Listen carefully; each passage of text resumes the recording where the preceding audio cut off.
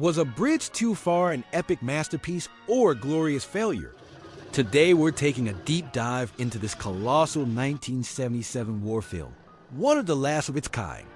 Directed by Richard Attenborough, with a cast that looks like a who's who of Hollywood royalty: Sean Connery, Michael Caine, Robert Redford, Anthony Hopkins, Gene Hackman, the list just goes on. This wasn't just a movie, it was an event. It tells the story of Operation Market Garden, one of the most audacious and ultimately disastrous Allied operations of World War II. But nearly 50 years later, how does it hold up? Is it a brilliant historical lesson or just a bloated, confusing mess? Let's find out. The first thing that hits you about A Bridge Too Far is its sheer scale. This is pre-CGI filmmaking at its most ambitious. We're talking real planes, real tanks, and thousands of extras. The paratrooper drop sequences are breathtaking, a massive aerial ballet of men and machinery.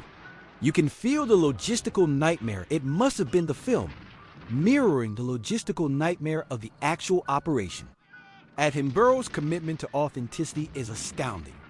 He used period-correct equipment, filmed in the actual locations in the Netherlands, and even had veterans on set as advisors. This pursuit of accuracy is the film's greatest strength.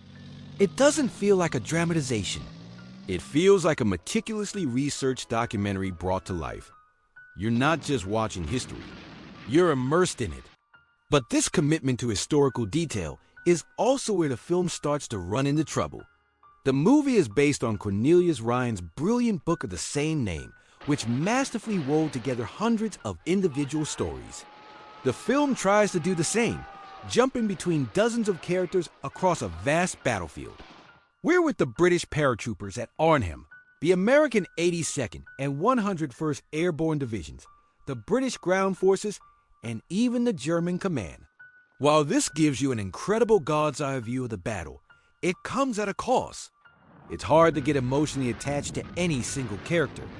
Just as you start to connect with Robert Redford as Major Cook trying to cross a river under heavy fire, or James Caan staff sergeant holding his dying captain, the film cuts away to another front.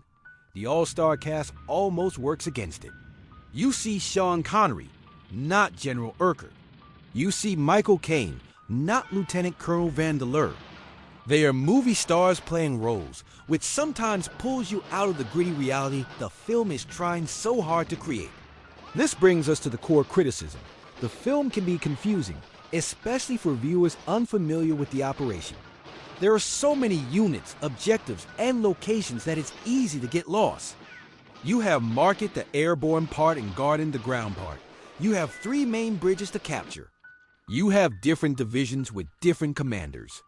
The film bombards you with information, and without a map and a scorecard, it can feel overwhelming.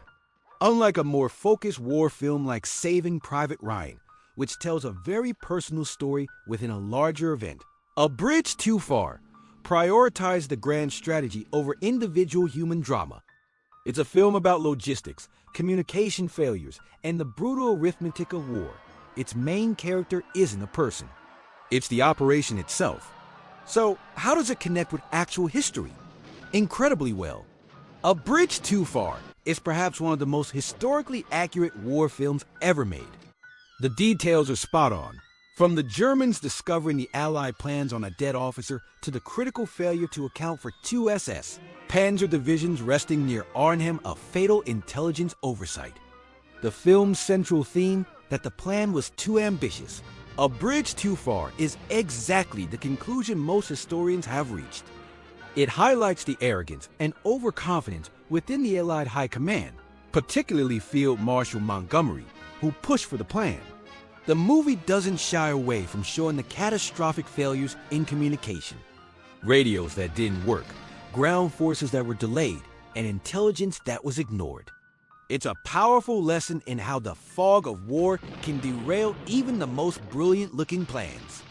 The film also captures the sheer, bloody-minded courage of the soldiers. The desperation of the British 1st Airborne, cut off and surrounded at Arnhem, is palpable. Anthony Hopkins, as Lieutenant Colonel John Frost, Holding the north end of the bridge against impossible odds is an unforgettable portrait of leadership and defiance. The film shows us that even in a failed operation, there are countless acts of individual heroism. It respects the soldiers on both sides, portraying the Germans not as one-dimensional villains, but as professional soldiers defending their homeland. This nuanced perspective was quite progressive for its time and adds to the film's credibility. From a cinematic standpoint, the film is a technical marvel. The cinematography is epic, capturing both the sweeping scale of the battle and the claustrophobic horror of street-to-street fighting. John Addison's musical score is iconic, a stirring military march that perfectly captures the initial optimism of the operation, which becomes increasingly ironic as the plan unravels. However, the pacing can feel slow.